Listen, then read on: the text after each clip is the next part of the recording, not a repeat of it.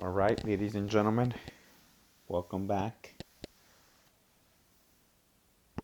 These are notes 19. All right. So don't forget to complete your daily check-in. Do at the end of this week, you have handouts 18 and 19. Tutoring won't be available until February. All right. So there's no tutoring for the month of January, at least with me. If you need to contact me, please email me. I am providing you with my email on this slide. Again, I won't be responding until over the weekend during my time off. Once I'm back to school, then it'll be different. All right, so let's go ahead and notebook. Again, don't forget, if you're watching this video on YouTube, you have access to pause the video at any time. So I'm not gonna wait for you to copy it. You can just pause the video, copy it, and then press play. All right, going to the next slide. So box 1, slope formula. All right, the slope formula, I am going to tell you guys something about it. I am not a big fan of the formula because we forget it. I forget it. That's number one. The second thing is, a lot of us make mistakes when we're using the slope formula. But guess what? I'm still going to show it to you. So the slope formula, earlier on the last set of notes, I told you that we use the letter M to represent slope. Okay, so slope formula is basically y sub 2 minus y sub 1 over x sub 2 minus x sub 1. Now, if you're thinking, what is Mr. Franco talking about? That y sub 2, that y sub 1, that x sub 2, that x sub 1 is basically telling you the first x value and the second x value, the first y value and the second y value. Okay, so if you guys notice, it is asking you use the slope formula to calculate the slope of the 2 points. So let me label them, and I'll label them here. This is my x and this is my y. This is another x and this is another y. All right, but because we have two different ordered pairs, we name the first one x1, y1. That just lets you know that's your first x and your first y. The second one, we label it x2, y2. That lets you know that that's your second x and your second y. Okay? Now, we're going to use the slope formula, and we have m is equal to y2 minus y1 over x2 minus x1. So all I'm going to do is I'm going to erase as I'm substituting these values. So first I'm going to do y2, and y2, it is negative 8. The next one that I'm going to do is y1, which happens to be 7. The next one I have is x2, which is 5. And last but not least, I have x1, which is 3. And if you're thinking, where is Mr. Franco getting these values from? I'm getting them from right here. Look at that yellow box. That's where I got them from. Okay, so let's go ahead and simplify this. So negative 8 take away 7, we end up with negative 15 over 5 take away 3, we end up with 2. I can't simplify that any further, so that's my answer. That is my slope. I use the slope formula.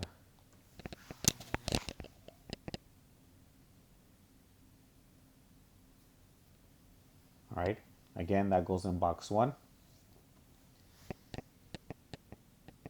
2. All right, I'm asking you, and if you guys notice, I'm asking you to calculate the slope of 2 points. And if you guys are thinking, Mr. Franco, you made a mistake, it's the same 2 points. No, I am purposely doing this. Again, earlier in the beginning, I told you that I disliked the slope formula. And there's nothing wrong with this formula, but I forget the formula, okay? I myself tend to forget the formula. So I actually have a different strategy. Whenever I'm asked to find the slope of 2 points, I actually like to go and write them as a table. Okay, that's my table.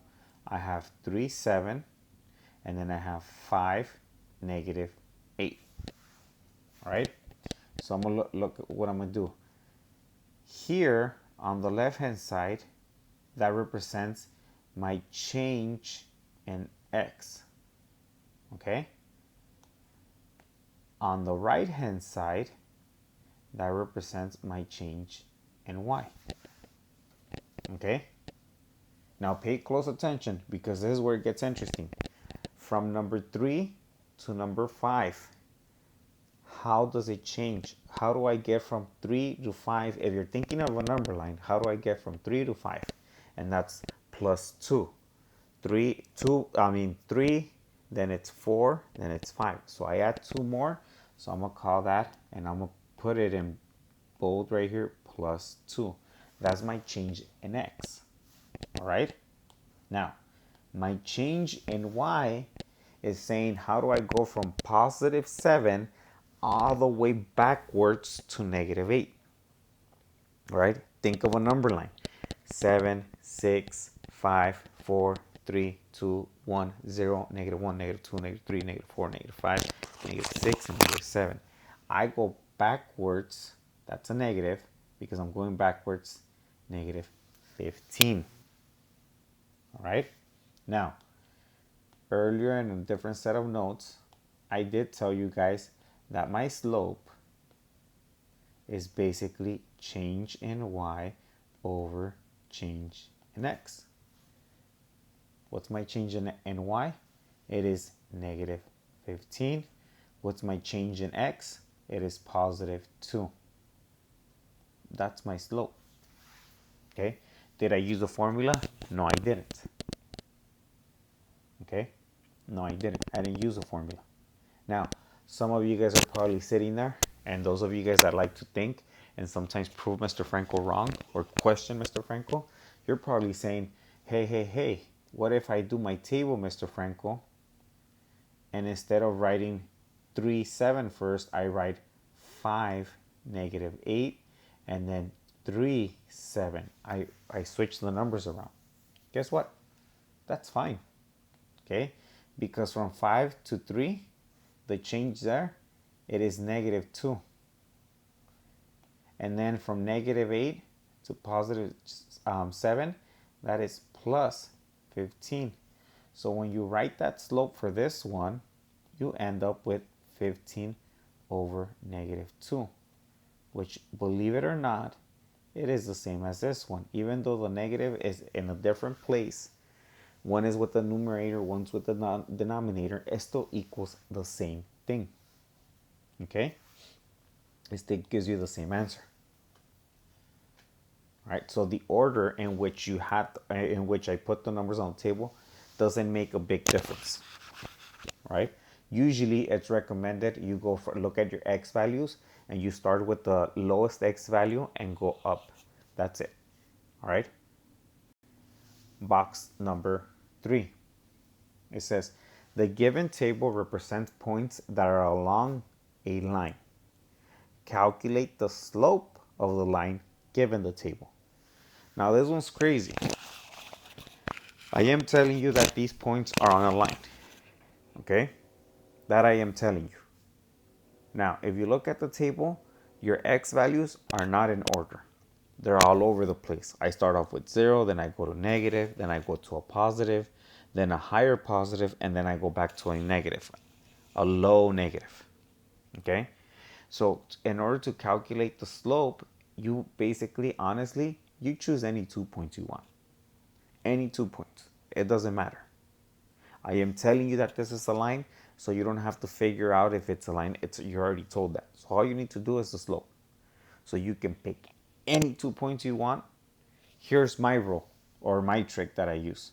When I'm given the option to choose any 2 points from a table of points, I try to stick to the positives, only the positives. Okay? The reason I stick to the positives is because it eliminates the chances of me making mistakes with the negatives. All right? So I'm going to show you guys with several points, just so that you can see. So I'm going to use 0 and 4, and then 2 to 5. Okay, so I have x, and I can use f of x, or I can use y. So I have 0, 2, and 4, 5. So from 0 to 2, from 0 to 4, my change is plus 4. And from 2 to 5, my change is plus 3. So that means that my slope for this one is equal to 3 over 4. Okay? Let's say I could have also done 4 and 12, 5 and 11. So let me write my little table on the side. Again, I'm sticking to XY. So I have 4, 5, 12, and 11. So from 4 to 12, that is a plus 8. And from 5 to 11, that is a plus 6. So my slope is equal to 6 over 8. And if you're thinking, Mr. Franco, there's a mistake because it's not the same as 3 over 4, well, let's reduce it. And I can reduce it by 2, dividing both of them by 2, and I end up with 3 over 4. Now they're the same. Okay? Now if you're wondering, Mr. Franco's not doing the negatives because he doesn't want to get it wrong, I'll use the negatives. From negative 4 to negative 20, and then from negative 1 to negative 13. So I have my X and my Y table, and I said I'm using negative 4, negative 1, negative 20, and negative 13. It is important that you guys also remember how the number line works, okay? From negative 4 to negative 20, I'm moving backwards to the negative, so that is negative 16. That's negative 16 steps, basically. From negative 1 to negative 13, that is basically negative 12 steps. So my slope for this one, it is negative 12 over negative 16. Okay? Which basically becomes, because they're both negative, becomes 12 over 16. And I can reduce it by dividing both sides by 4. And I end up with 3 over 4. Look at all my 3 different answers. They're actually equal once they are simplified to the simplest form. Okay, same slope. So again, you can choose any point you want. And there's still more options. I just went ahead and I showed you 3. All right, let's go to the next. Now, it says calculate the slope of the line. I'm giving you a hint. Use a lattice point. Now, look at it closely. All right, look at it closely. And I wouldn't choose this point right here. That's not a lattice point. I wouldn't choose this point here. That's not a lattice point. Okay? Lattice points are points that are there touching both the gray line that is horizontal, like this one, and the gray line that is vertical, like that one. You see that? They both touch right here. That would be a lattice point. This one right here would be a lattice point. This one right here would be a lattice point. This one here would be a lattice point. And then this one here is also a lattice point. And if you're wondering what I'm talking about, let me zoom in real quick. All right. What I'm talking about, what I'm referencing, and let me erase this one. What I'm referencing is that this gray line and this gray line touch my red line right there. That's what I'm talking about. I wouldn't choose this point, any point on this line. And we're talking about this one because it doesn't touch this gray line or this gray line. It has to be right on them. Either one of them, okay? So again, I would choose that point. Oops. Those are my points. Those are my lattice points. And then I would create a slope triangle, right? Kind of like from the last set of notes. So I'm just going to draw several. I could use this one. I could also use this one here. I could use this one here. I can use this one here. If I wanted to be extra cool, I can even use this one here. I can use any of those, and there's many more. Those aren't the only options, okay? I could also use this green one here. Again, there's many options. Okay, so I'm going to pick one that I haven't shown you, and I'm going to use this one right here. And I'm going to find the vertical change, or the change in y, and the horizontal change, or the change in x. So that change in y is 1, 2, 3, 4, 5, 6, 7, 8, 9. That means this is equal to a plus 9. This one here, the x is 1, 2, 3, 4, 5, 6, 7, 8, 9, 10, 11, 12, 13, 14, 15. And that is equal to plus 14. So my m, or my slope, okay, and I think I might have counted wrong. Let me check. 1, 2, 3, 4, 5, 6, 7, 8, 9. 1, 2, 3, 4, 5, 6, 7, 8, 9, 10, 11, 12, 13, 14, 15. That 14 should have been 15.